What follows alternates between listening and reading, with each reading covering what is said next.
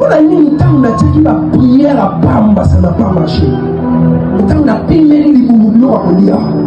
On a dit qu'on va dans la bandoki. On a notamment la bandoki, mais on a zoloba. Chaque maman. Non, qu'on a mes vieux changé. Non, qu'on a mon comment vous tournez. Nous allons vous donner la boussole. Vous appelez le côté de la vie.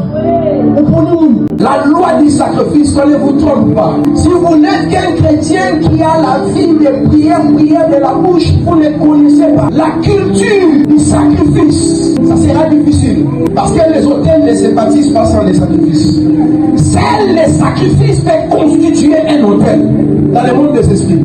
La prière de la bouche n'est pas un sacrifice. C'est un dialogue. Déjà, nous définissons la prière est un dialogue avec Dieu. Or, en matière des autels, il faut des sacrifices.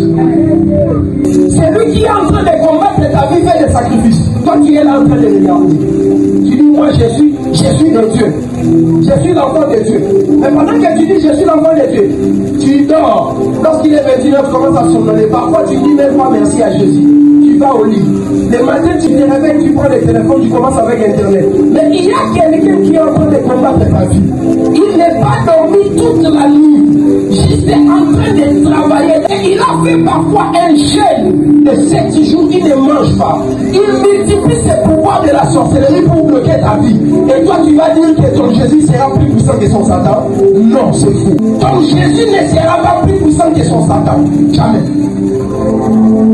Je connais un sorcier qui gênait beaucoup pour faire tomber une église. Vous l'imaginez? Un sorcier qui s'est pris de la nourriture, et si le pasteur n'a pas la culture des sacrifices. Vous allez me dire quoi? Le Dieu sera du côté du pasteur. L'indignation entra dans les cas d'Israël, de Juda et d'Édom. Le roi de Moab a libéré un mystère qu'Israël ignorait. Israël est allé pleurer. Seigneur, Dieu dit Israël, je ne peux rien faire. Parce que dans la balance, les deux côtés sont égaux. Ce qu'on appelle la justice, l'égalité, l'équité. Israël fouillait de maison en maison devant le roi de Moab. Israël a banni aucunement. Pourquoi, bien aimé? Parce que le roi de Moab a fait un sacrifice qu'Israël n'était pas capable de faire. Mais je suis en train de regarder qui est Israël. Israël, c'est le peuple de Dieu. Israël, c'est la nation de Dieu. C'est le peuple que Dieu avait choisi pour marcher avec lui. Le peuple de Dieu combattait avec la puissance de Dieu. Et il était en train de gagner le roi de Moab. Mais lorsque le roi de Moab a offert un sacrifice aux divinités païennes, il a donné son fils. La Bible dit qu'il commença à avoir l'ascendance, le dessus sur Israël qui était le peuple de Dieu. Pourquoi Israël n'est pas resté au-dessus? Parce qu'Israël en réalité c'est le peuple de Dieu. Malgré les sacrifices de l'occultisme que le roi de Moab avait donné, il ne devrait pas normalement avoir le pouvoir de gagner ou de dominer Israël. Parce que Dieu avait dit celui qui touche à Israël touche la punée démoniaque. Mais comment le roi de Moab a eu l'ascendance et le dessus sur Israël, malgré que Israël est le peuple de Dieu? C'est ici, bien aimé, que je comprends la loi de la spiritualité. Dans la spiritualité, il n'est pas seulement question d'appartenir à Jésus-Christ. Dans la spiritualité, parfois, il est question de mérite. Dieu ne peut pas me privilégier parce que je suis son serviteur, mais je lui ai fait du mal. Non. S'il a fait du bien, même s'il est païen, Dieu sera de son côté. Si je suis coupable, c'est comme ça qu'il a dit. Si quelqu'un veut donner les sacrifices sur l'autel, il se souvient qu'il a des problèmes avec son frère, qu'il sache que je ne vais pas lui écouter, qu'il aille d'abord réparer. Même s'il n'a pas dit ce frère-là doit être chrétien, il a dit seulement son frère. C'est-à-dire même si c'est un païen. C'est ce qu'on appelle l'égalité, l'équité de Dieu. On appelle ça la loi de mérite. Un sorcier qui est en train de mériter mieux que toi, qui se prétend être un enfant de Dieu. Et salut est la spiritualité. Il ne faut pas les confondre. Être sauvé, c'est autre chose. Et être spirituel aussi, c'est autre chose.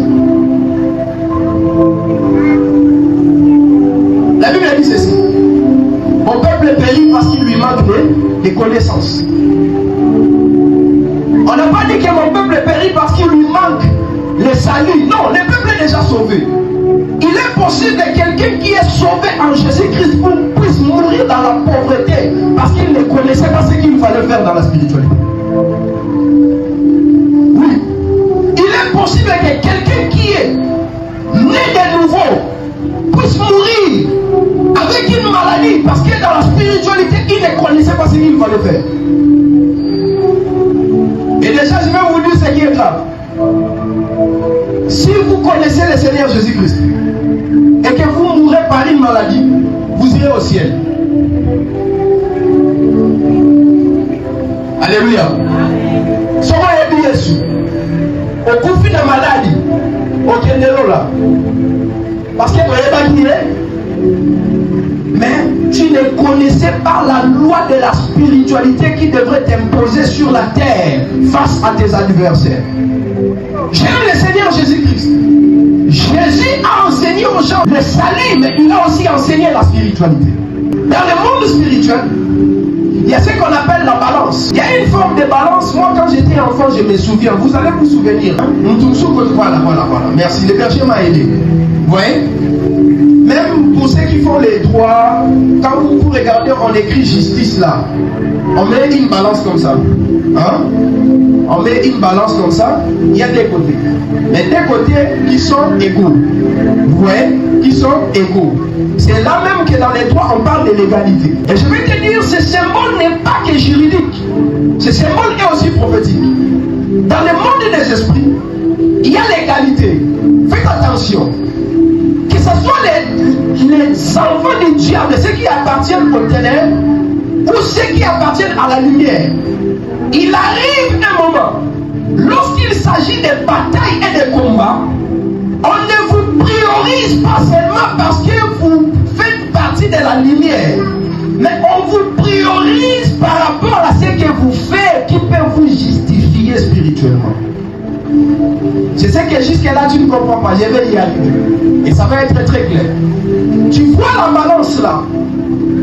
Nous allons imaginer. Va servir. Bien vite.